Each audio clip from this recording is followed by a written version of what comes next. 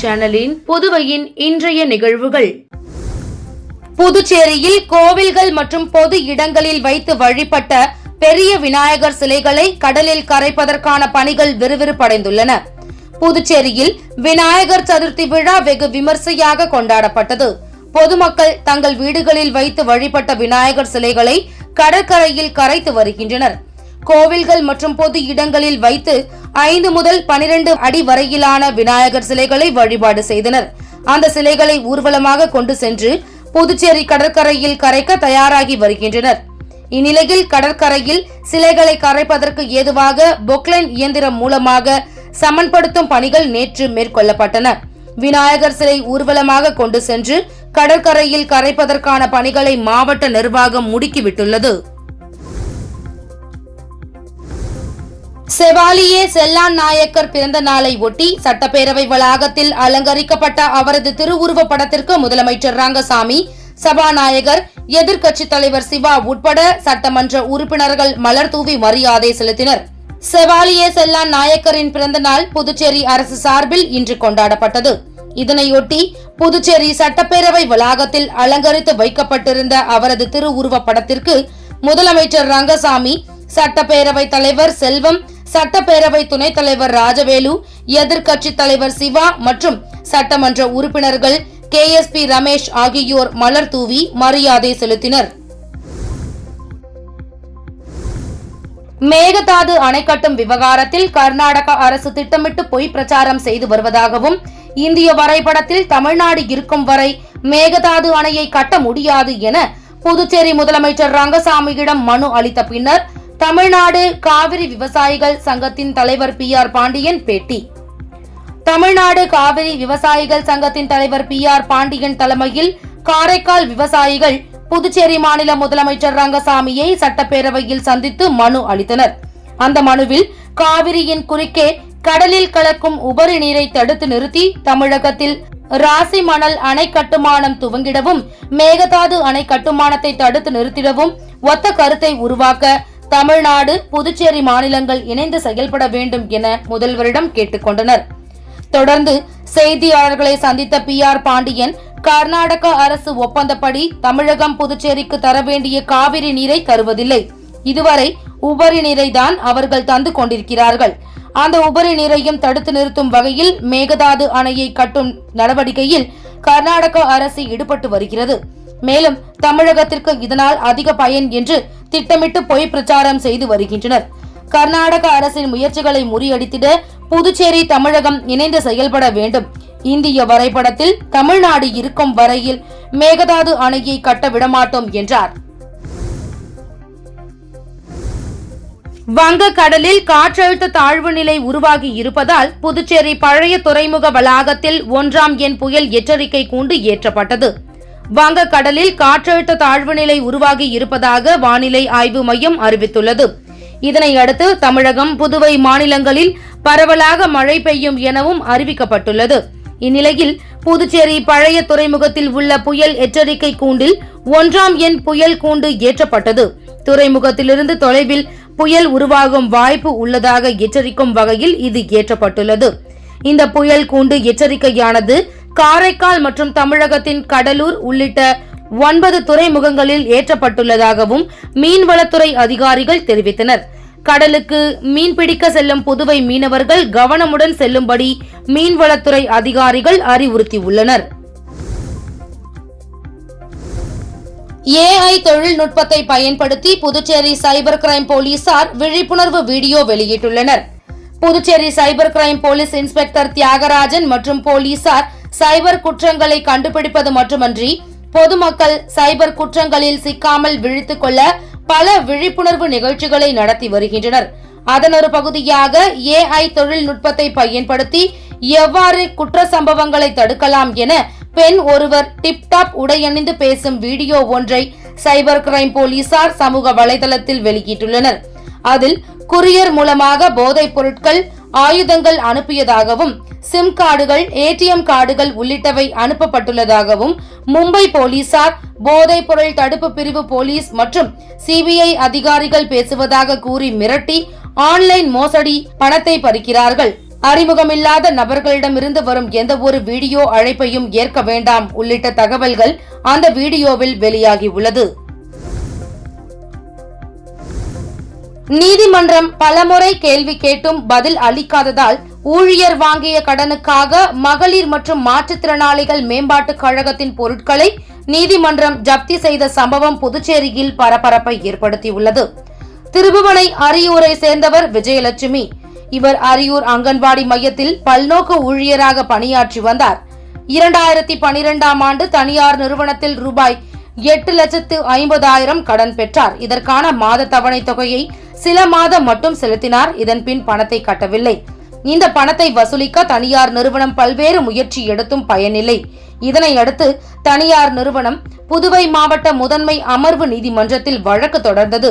வழக்கை விசாரித்த நீதிமன்றம் மகளிர் மற்றும் மாற்றுத்திறனாளிகள் மேம்பாட்டுக் கழகத்திற்கு விஜயலட்சுமியின் சம்பளம் எத்தனை ஆண்டுகள் பணிபுரிகிறார் என்று விளக்கம் கேட்டது. இதை அவர்கள் வழங்கவில்லை. இதன் பின்பு அவரின் சம்பளத்தில் பணத்தை பிடித்தம் செய்ய கோர்ட் உத்தரவிட்டது.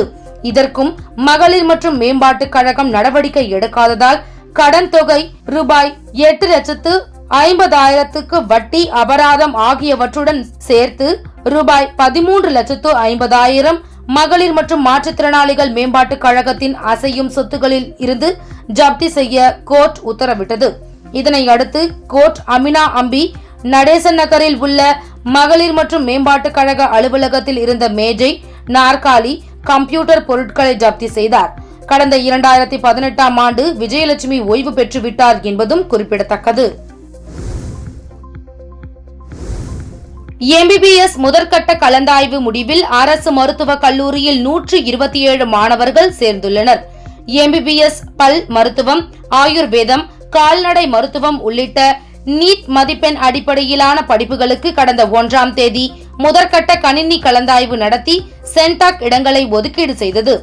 5ஆம் தேதி வரை சீட் கிடைத்த கல்லூரியில் மாணவர்கள் சேர கால அவகாசம் கொடுக்கப்பட்டது. அதன்படி சீட் கிடைத்த மாணவர்கள் கல்லூரிக்கு சென்று அசல் சான்றிதழ்களை சமர்ப்பித்து சேர்ந்தனர். முதற்கட்ட கலந்தாய்வு முடிவில் MBBS படிப்பில் சேர்ந்த மாணவர்கள் பட்டியலை சென்டாக் வெளியிட்டுள்ளது. MBBS படிப்பினை பொறுத்தவரை அரசு மருத்துவக் கல்லூரி அரசு ஒதுக்கீட்டில் 126 மாணவர்களும் NRI சீட்டில் ஒரு மாணவர் என 127 மாணவர்கள் சேர்ந்துள்ளது குறிப்பிடத்தக்கது. மாற்றுத்திறனாளிக்கு 3 சக்கர ஸ்கூட்டர் திமுக உப்பளம் தொகுதி சட்டமன்ற உறுப்பினர் அனிபால் கென்னடி அவர்கள் வழங்கினார். புதுச்சேரி சமூக நலத்துறை சார்பில் உப்பளம் தொகுதியை சேர்ந்த மாற்றுத்திறனாளிகளுக்கு 3 சக்கர வாகனங்களை தொகுதி சட்டமன்ற உறுப்பினர் அனிபால் கென்னடி அவர்கள் வழங்கினார். புதுச்சேரி சமூக நலத்துறை சார்பில் உப்பளம் தொகுதியை சேர்ந்த மாற்றுத்திறனாளிகளுக்கு 3 சக்கர மோட்டார் சைக்கிள் வழங்கும் நிகழ்ச்சி 10 கண்ணு MLA அலுவலகத்தில் நடந்தது.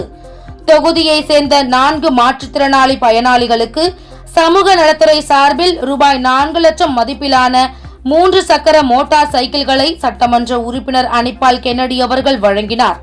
நிகழ்ச்சியில் சமூக நலத்துறை இயக்குனர் ராகினி, துணை இயக்குனர் ஆறுமுகம் மற்றும் அதிகாரிகள் அன்பரசன், ஸ்ருதி, தொகுதி செயலாளர் சக்திவேல், துணை செயலாளர் ராஜி மற்றும் நிசார், கிளை செயலாளர்கள் சக்திவேல், இருதயராஜ், விநாயகமூர்த்தி, ராகேஷ், கழக சகோதரர்கள் ஜெயசீலன், அந்தோனி, மோரிஸ், ரகுமான் ஆகியோர் உடனிருந்தனர். புதுவை அடுத்த தமிழக பகுதியான கொங்கம்பட்டு மலட்டாறு அருகில் அமைந்துள்ள ஸ்ரீ வள்ளி தேவசேனா சமேத சுப்பிரமணிய ஆலயத்தில் மகா கும்பாபிஷேகம் சிறப்பான முறையில் நடைபெற்றது. முன்னதாக விக்னேஸ்வர பூஜை, கணபதி ஹோமம், லட்சுமி ஹோமம், நவகிரக ஹோமம், வாஸ்து சாந்தி, 1 முதல் 4 யாகசாலை பூஜைகள் நடைபெற்றது. காலை 8 மணி அளவில் கலச புறப்பாடு நடைபெற்று சுப்பிரமணி ஆலயத்தின் விமான கலசத்திற்கு புனித நீர் ஊற்றப்பட்டது. தொடர்ந்து பரிகார மூர்த்திகள் மற்றும் 13 அடி உயர விஸ்வரூப முருகன் சிலைக்கு கலச நீர் ஊற்றப்பட்டது. இவ்விழாவில் கொங்கும்பட்டு மற்றும் சுற்றுப்புற பகுதிகளில் இருந்து திரளான பொதுமக்கள் பங்கேற்று சாமி தரிசனம் செய்தனர். விழாவில் கடை ஏற்பாடுகளை கோவில் அறங்காவலர் குழுவினர் மற்றும் பொதுமக்கள் செய்திருந்தனர். விழாவில் பங்கேற்ற அனைவருக்கும் பிரசாதம் வழங்கப்பட்டது. மாலை திருக்கல்யாண உற்சவம் நடைபெற்று இரவு சுவாமி வீதி உலா நடைபெற்றது. சென்னையில் இரண்டாவது விமான நிலையமாக காஞ்சிபுரம் மாவட்டம் பரந்தூரில் புதிய பசுமைவெளி விமான நிலையம் அமைக்க நடவடிக்கை எடுக்கப்பட்டு வருகின்றன. சென்னை அருகே அமைய உள்ள இந்த விமான நிலையத்திற்காக பரந்தூர் மற்றும் சுற்றுவட்டார கிராமங்களை உள்ளடக்கி சுமார் 5000 ஏக்கர் நிலம் கையகப்படுத்தப்படுகிறது. இதற்கான நிலம் எடுக்கும் பணிகள் நடந்து வருகிறது. பரந்தூர் விமான நிலையம் அமைக்கும் பணிகளை மாநில அரசுக்கு சொந்தமான தமிழ்நாடு தொழில்துறை மேம்பாட்டுக் கழகம் மேற்கொண்டு வருகிறது. பரந்தூர் விமான நிலையம் அமைக்க எதிர்ப்பு தெரிவித்து அப்பகுதி கிராம மக்கள் போராட்டத்தில் ஈடுபட்டு வருகின்றனர்.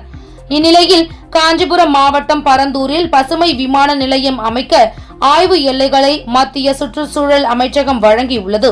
தமிழ்நாடு தொழில்துறை வளர்ச்சிக் கழகத்தின் விண்ணப்பத்தை பரிசீலனை செய்து இதற்காக உத்தரவு வழங்கப்பட்டுள்ளது. டமாஸ்கஸ் சிரியாவின் மத்திய பகுதியில் உள்ள ராணுவ நிலைகளை இஸ்ரேலிய போர் விமானங்கள் அதிகாலையில் தாக்கின. குண்டுமழை பொழிந்ததுடன் ஏவுகணை தாக்குதலும் நடந்தது. இதற்கு சிரியா பாதுகாப்பு படையினர் பதிலடி கொடுத்து ஏவுகணைகளை சுட்டு வீழ்த்தியதாக அந்நாட்டு பாதுகாப்புத்துறை தெரிவித்துள்ளது. ஹமா மாகாணத்தில் இஸ்ரேல் நடத்திய தாக்குதலில் 15 பேர் கொல்லப்பட்டனர். 34 பேர் காயமடைந்துள்ளனர். 15 பேர் கொல்லப்பட்டதை தேசிய மருத்துவமனையின் தலைமை மருத்துவர் ஃபைசல் ஹதர் உறுதி செய்துள்ளார். சிரியா இஸ்ரேல் இடையே நீண்ட காலமாக நல்லுறவு கிடையாது. சிரியாவில் உள்நாட்டு போர் ஏற்பட்ட பிறகு அவ்வப்போது சிரியா மீது இஸ்ரேல் விமான தாக்குதல் நடத்தி வருவது குறிப்பிடத்தக்கது. தமிழகத்தில் TNPL தொடர் நடத்தப்படுவதை போல் டெல்லியில் டெல்லி பிரீமியர் லீக் என்ற பெயரில் T20 கிரிக்கெட் தொடர் இந்த ஆண்டு அறிமுகமானது. இந்த தொடர் கடந்த மாதம் 17ஆம் தேதி தொடங்கியது. இதில் மொத்தம் 6 அணிகள் கலந்து கொண்டன. மிகவும் எதிர்பார்க்கப்பட்ட டெல்லி பிரீமியர் லீக் தொடரின் முதலாவது சீசனின் இறுதிப் போட்டி நேற்று நடைபெற்றது. இந்த போட்டியில் கிழக்கு டெல்லி ரைடர்ஸ், தெற்கு டெல்லி சூப்பர் ஸ்டார்ஸ் அணிகள் மோதின. இந்த போட்டியில் முதலில் பேட்டிங் ஆடிய கிழக்கு டெல்லி ரைடர்ஸ் 20 ஓவர்களில் 5 விக்கெட்டை இழந்து 183 ரன்கள் குவித்தது. கிழக்கு டெல்லி தரப்பில் அதிகபட்சமாக மயங்க் ராவத் 78 ரன்கள் எடுத்தார். இதனையடுத்து 184 ரன் எடுத்தால் வெற்றி என்ற இலக்குடன் களமிறங்கிய தெற்கு டெல்லி அணி 20 ஓவர்களில் 9 விக்கெட்டை இழந்து 180 ரன்கள் மட்டுமே எடுத்தது. இதன் மூலம் 3 ரன்கள் வித்தியாசத்தில் கிழக்கு டெல்லி வெற்றி பெற்று சாம்பியன் பட்டத்தை வென்றது. தெற்கு டெல்லி தரப்பில் அதிகபட்சமாக தேஜஸ்வி தகியா 68 ரன்கள் எடுத்தார். கிழக்கு டெல்லி தரப்பில் சிமர்ஜித் சிங், ரோனக் வஹேலா தலா 3 விக்கெட்டுகள் வீழ்த்தினர்.